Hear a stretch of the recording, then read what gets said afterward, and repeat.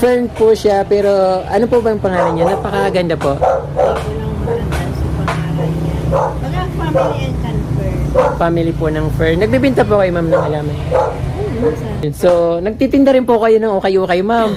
Hindi, Kaya- hindi naman sa akin yan. Opo, pero okay lang naman po. So, ito, ma'am, another po, another, ano po ito, ma'am, another variety. Fern.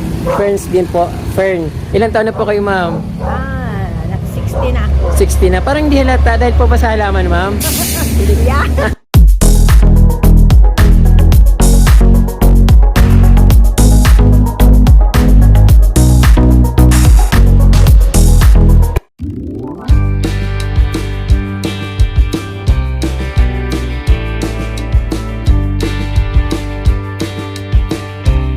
Hello, ma'am, magandang tanghali po. Tapos na po ba kayong kumain? May pa-istorbo po, ma'am. Matagal na po ba kayo naghalaman, ma'am?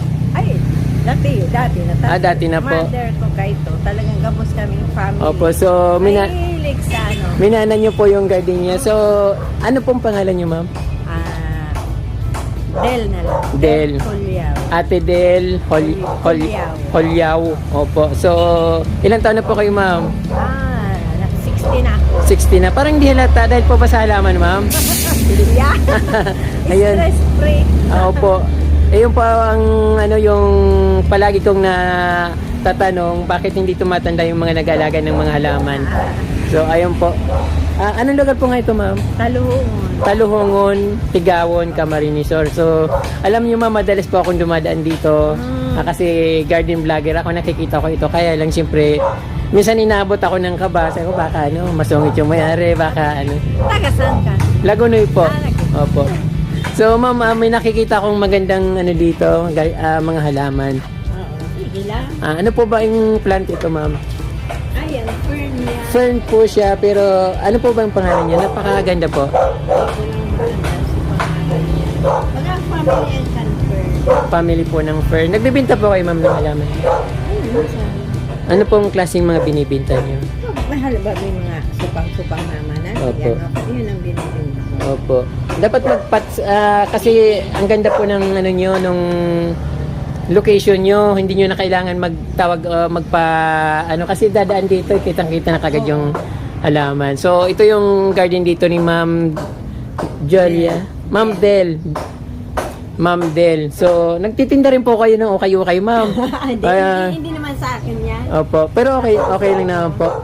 So, ito, ma'am, another po, another another variety. Ferns din po. Fern. Napakaganda po. Fern family.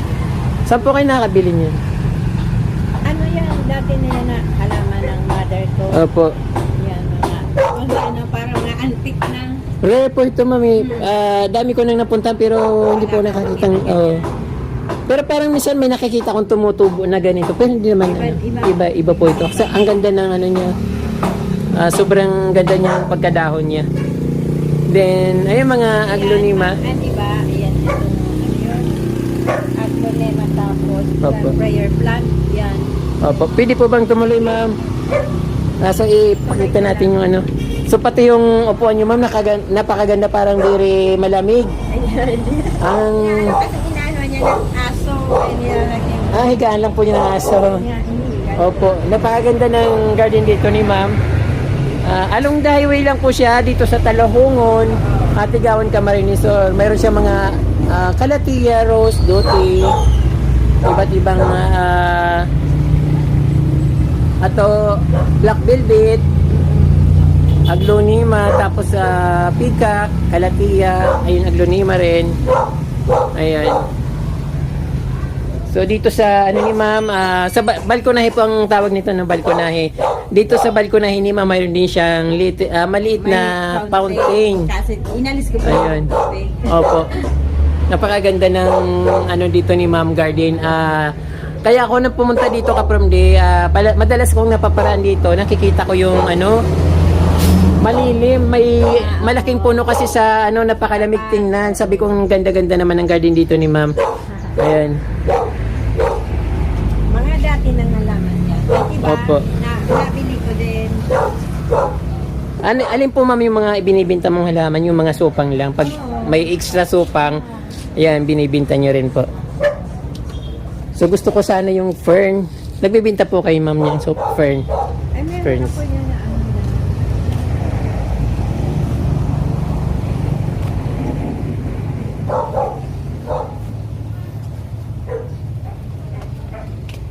Wow. Magkano po yan ma'am ang ganyan? 100. 100. Hindi po ba mamamatay yan? Ay, hindi na. Buhay na po. So, Kapal na na, oh. opo, yung isa na lang. Alin yan? Ito. Alin po Ito, ba? yun.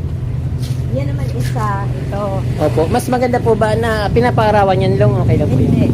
Mas gusto niya sa shade. Nasa laog lang kang Oo, sa shade, harong. sa balkon. ganyan. Opo.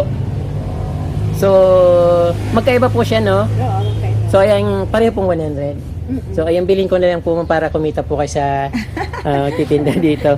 So, mga ka-from day, pag naparaan po kayo dito sa Barangay Taluhungon, kitang-kita po ito sa highway. Marami siyang binibintang halaman. Ayun, matulungan natin si ma'am dito. So, actually, hindi ko alam kung nagbibinta siya ng halaman kasi nagtanong lang ako kung mayroon silang binibinta. Ayun, mayroon pala. So ayun, napakaganda ng mga halaman dito ni ma'am, halo-halo siya. Pero hindi siya magulong tingnan, super gandang tingnan ng pagka-arrange ng mga halaman niya. Ayun. Opo.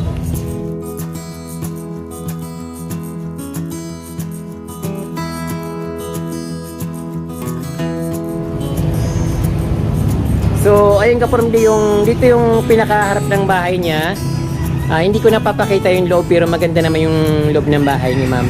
So, ayun. Mga kalatiya, black velvet,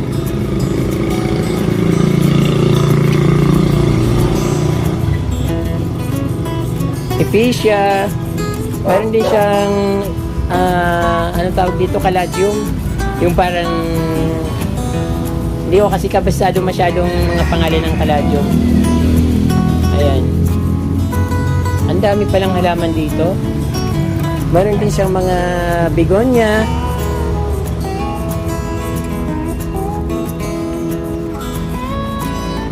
Ang dami niyo po palang halaman dito, ma'am. Begonia collection.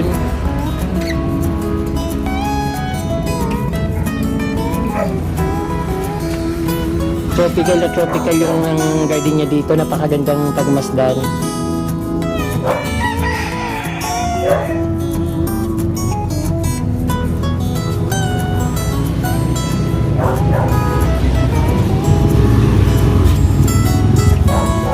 Mga ground orchids. Ayan, may flowering siya. So alam ko maraming ganito sa amin dati sa may mga abakahan kasi sinasama ko ng tatay ko sa bundok dati. Ito madami-dami kong nakikitang ganito. Pinuputo lang yan. Hindi ko alam na orchids pala siya. Pinuputo lang namin yan dati. So ngayon wala na yata akong nakikitang ganyan kasi hindi na nakatira sa bukid.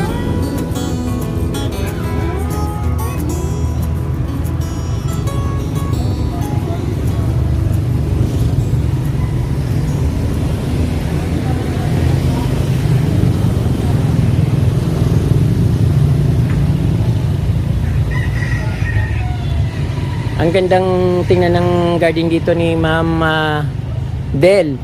So dito sa harap kasi meron malaking puno. Ito yung namumunga yata ito ng yung kulay parang amhi kasi ang tawag nito sa amin. Hindi ko alam sa Tagalog kung ano yan. Kung anong tawag yan. Din sa kabila may manggare na punong-puno ng orchids. At punong-puno rin siya ng mga nakahanging na plants. Then meron siyang birdnest na malaki. Mga iba't ibang klaseng varieties ng ephesia.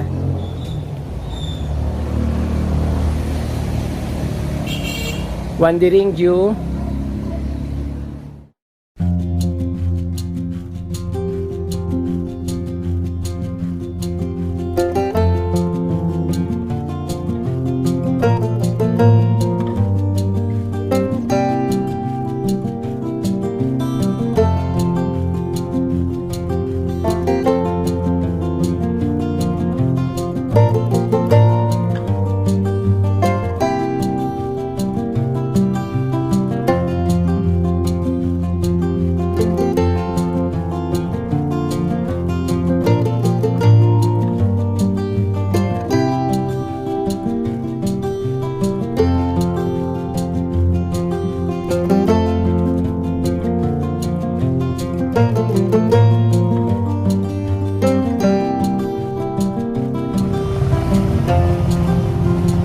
yata yung tinatawag na alibangbang plants or alibangbang tree. Kasi yung ano niya, ay yung dahon niya parang butterfly. Kumbaga sa English butterfly, pag sa Tagalog ay alibangbang.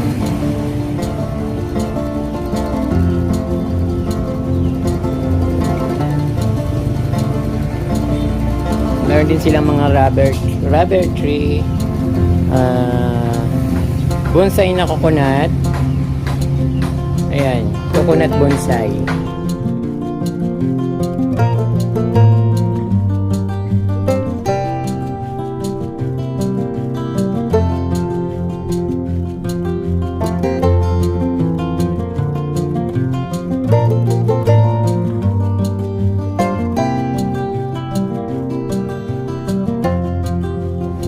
Kahit na medyo hindi malawak yung garden niya, pero mayroon siyang space sa gitna.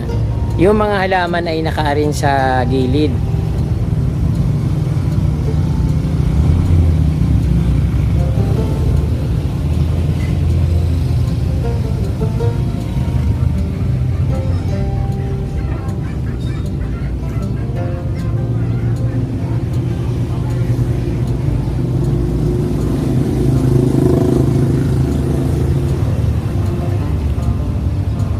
Agave nakatago na, ground orchids, mga roses,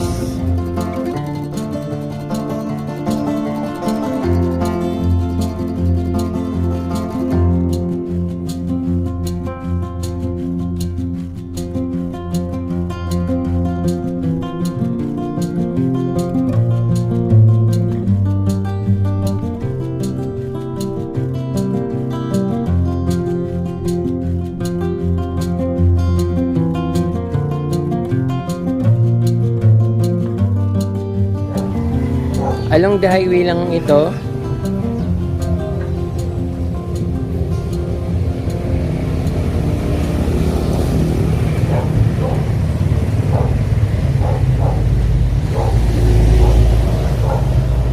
Mga ephesia, iba't ibang varieties ng ephesia. Berry plant.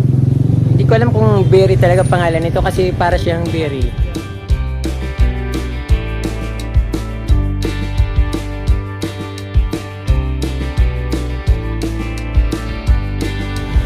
So, ito napaka-cozy ng ano dito, napakalilim, mapis ko yung lugar dito ng kanyang garden.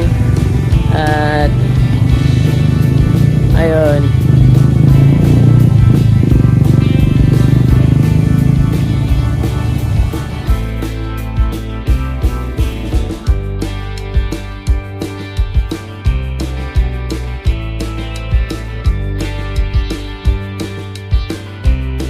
Ma'am, marami pong salamat sa pagpapaulak mo sa akin na i-feature ko yung napakaganda nyong garden. Sana may mga dumaan dito na makita yung garden nyo, mapansin at makabinta kayo ng maraming halaman. Thank you. Opo, thank you po. Ayan po mga kapramdi, nakita nyo po yung napakagandang garden ni Ma'am Del dito sa barangay Taluhongon, Tigaon, Camarines Sur. So nakakalimutan ko pa masyadong mga bayan dito. Nasanay kasi ako sa Metro Manila. Pero ito dito sa barangay Talungon na Tigaon, Camarines Sur, madadaanan po itong garden nito na ito along the highway. So maraming po salamat sa inyong panonood at huwag niyo pong kalimutan mag-subscribe at i-touch po yung notification bell para updated po kayo sa aking mga bagong videos na upload. Ayan po, maraming salamat po ulit at Diyos mabalos.